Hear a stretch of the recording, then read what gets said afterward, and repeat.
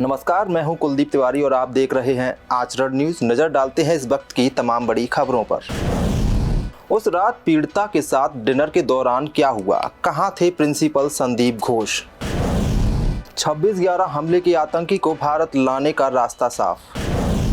एक और रेल हादसा होने से टला, कानपुर में साबरमती एक्सप्रेस पटरी से उतरी। एक और इतिहास रचेगा इसरो, गगनयान की पहली टेस्ट फ्लाइट दिसंबर में। मुडा जमीन घोटाले में फंसे सीएम सिद्धरमैया। अब खबरों पर करते हैं विस्तार से चर्चा। उस रात पीड़िता के साथ डिनर के दौरान क्या हुआ, कहां थे प्रिंसिपल संदीप घोष। सीबीआई ने साथी डॉक्टर से पूछे सवाल। कोलकाता के एक सरकारी अस्पताल में ट्रेनी महिला डॉक्टर के साथ दरिंदगी के मामले में सीबीआई की जांच जारी है। इस घटना को लेकर पूरे देश में विरोध हो रहा है। इस बीच सीबीआई ने पूर्व प्रिंसिपल घोष से कल दोपहर में काफ़ी देर तक पूछताछ की। सीबीआई से ये पता लगाने की कोशिश कर रही है कि उस रात संदीप घोष कहां पर थे। केंद्रीय जांच एजेंसी के सूत्रों ने बताया कि अब तक उन्होंने पीड़िता के 3 साथी डॉक्टरों से पूछताछ की। उनसे पूछताछ की गई कि जिस रात अपराध हुआ उस रात के बारे में वे क्या जानते हैं।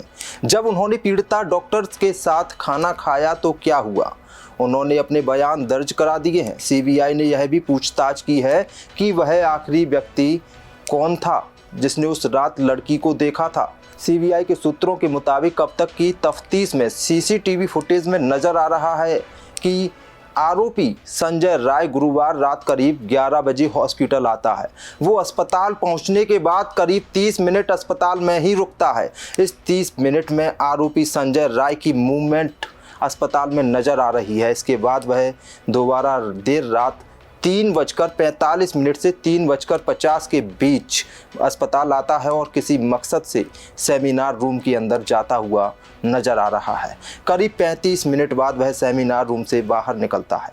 सूत्रों के मुताबिक पीड़िता और उसके दोस्तों ने खाना रात में करीब 12 बजे ऑर्डर किया था। यह खाना एक ऑनलाइन ऐप के जरिए मंगवाया गया था। कोलकाता पुलिस ने इस डिलीवरी बॉय के बयान भी दर्ज किए थे।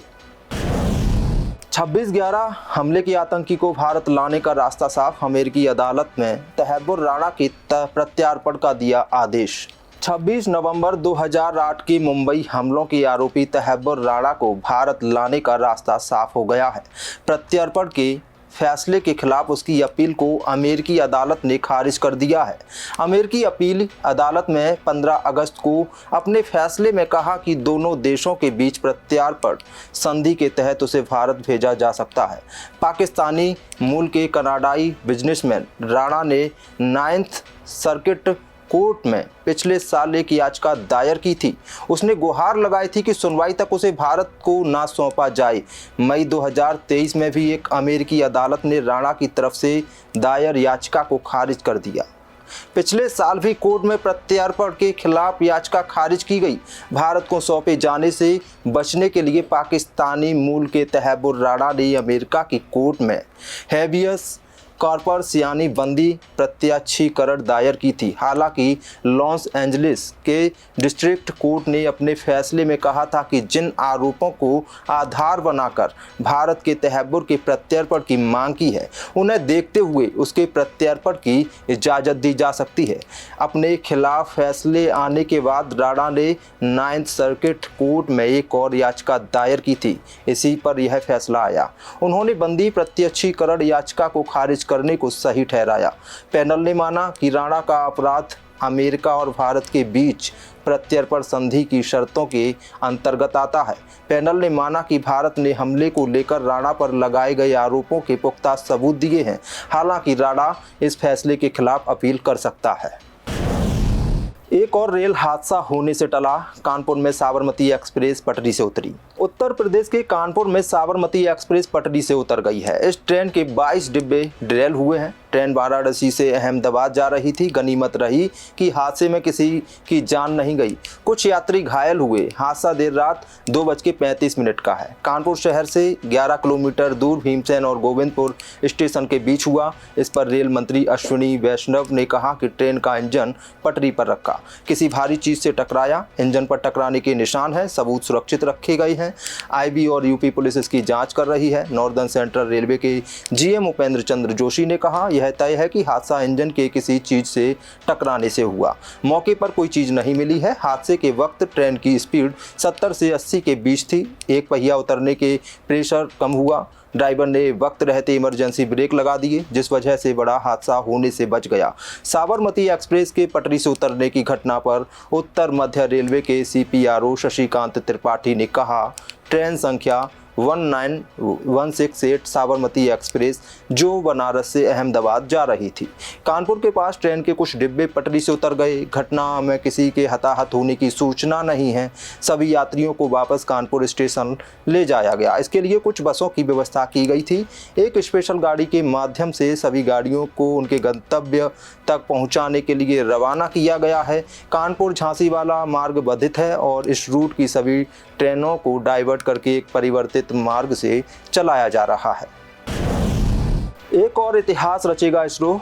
गगनयान की पहली टेस्ट फ्लाइट दिसंबर में होगी launch. Indian Space Research Organisation अपने पहले मानव अंतरिक्ष मिशन की पहली टेस्ट फ्लाइट इस साल दिसंबर में लॉन्च करेगा। हालांकि पहले इसमें इंसान को नहीं भेजा जाएगा। मिशन की दूसरी फ्लाइट में रोबोट, व्योम मित्र और तीसरी उड़ान में 4 अंतरिक्ष यात्रियों को भेजा जाएगा।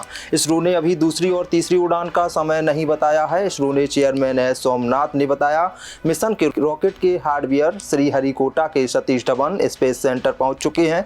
वहीं त्रिवेंद्रम के विक्रम साराभाई अंतरिक्ष केंद्र में क्रू मॉड्यूल पर काम जारी है। उम्मीद है कि नवंबर तक यह काम पूरा हो जाएगा। गगनयान का मानव मिशन 3 दिनों का होगा, जिसके तहत एस्ट्रोनॉट्स के दल को 400 किलोमीटर ऊपर पृथ्वी की कक्षा में भेजा जाएगा। इसके बाद क्रू मॉड्यूल को सुरक्षित रूप से समुद्र में लैंड कराया जाएगा। भारत इस मिशन में कामयाब रहा तो वह ऐसा करने वाला चौथा देश बन जाएगा। इससे पहले अमेरिका, चीन और रूस ऐसा कर चुके हैं। आपको बता दें कि 15 अगस्त को इसरो ने गगनयान मिशन के एस्ट्रोनॉट्स की ट्रेनिंग का एक वीडियो जारी किया। वीडियो में दिख रहा है कि एस्ट्रोनॉट्स को स्पेस जैसी एक सिमुलेटेड कंडीशन में ट्रेनिंग दी जा रही है। इसरो ने सोशल मीडिया प्लेटफॉर्म X पर यह वीडियो शेयर किया है। वीडियो में एस्ट्रोनॉट्स स्पेस मॉड्यूल के भीतर योग कर रहे, उन्हें अंतरिक्ष यान, जीरो ग्रेविटी और स्पेस में आने वाली अन्य चुनौतियों के हिसाब से ट्रेनिंग दी जा रही है। 23 अगस्त 2024 को भारत नेशनल स्पेस डे मनाएगा। इसी दिन पिछले साल इसरो का चंद्रयान 3 चांद के साउथ पोल पास उतरा था। पूरे देश में नेशनल स्पेस डे की तैयारियां चल रही हैं। ISRO chief doctor S Somnath ने देश भर के लोगों से इस सेलिब्रेशन में भाग लेने की अपील की है। मूडा जमीन घोटाले में फंसे CM सिद्धरमैया, राज्यपाल ने दी मुकदमा चलाने की मंजूरी। मूडा भूमि घोटाले मामले में कर्नाटक के मुख्यमंत्री सिद्धरमैया के खिलाफ मुकदमा चलाने की मंजूरी राज्यपाल थावरचंद गहलोत ने दी है। मैसूर शहरी विकास प्राधिकरण भूमि आवंटन मामले में एक्टिविस्ट TJ अब्राहम ने CM के खिलाफ शिकायत दर्ज करने की मंजूरी देने के लिए राज्यपाल से आग्रह किया था। राज्यपाल ने RTI कार्यकर्ता द्वारा दायर शिकायत के आधार पर ये मंजूरी दी। कर्नाटक के मुख्यमंत्री सिद्धरमैया पर मूडा द्वारा अधिग्रहित जमीन के एक टुकड़े को अपनी पत्नी के नाम से बदलने का आरोप लगाया है। मैसूर के एक पॉश इलाके में उनकी पत्नी को एक जमीन दी गई थी, जिसकी बाजारी कीमत उनकी अपनी जमीन से कहीं ज़्यादा है। बीजेपी इस मामले पर कांग्रेस सरकार पर हमलावर है। उन्होंने CM से इस्तीफा मांगते हुए बेंगलुरु से लेकर मैसूर तक पैदल यात्रा भी निकाली थी। कर्नाटक के राज्यपाल थावरचंद गहलोत ने 26 जुलाई को अधिवक्ता कार्यकर्ता TJ अब्राहम द्वारा दायर याचिका के आधार पर कारण बताओ नोटिस जारी किया था। इसमें उन्होंने CM को उन पर लगाए गए आरोपों पर जवाब देने और यह बताने के निर्देश दिए गए थे कि उनके खिलाफ अभियान की अनुमति क्यों नहीं दी जानी चाहिए। इसके बाद कर्नाटक सरकार ने 1 अगस्त को राज्यपाल को नोटिस वापस लेने को कहा गया था। कर्नाटक सरकार ने राज्यपाल पर संवैधानिक कार्यालय के दुरुपयोग का आरोप लगाया था। देश दुनिया की सभी खबरें देखने के लिए जुड़े रहिए आचरण न्यूज से। आचरण न्यूज, हर कदम आपके साथ।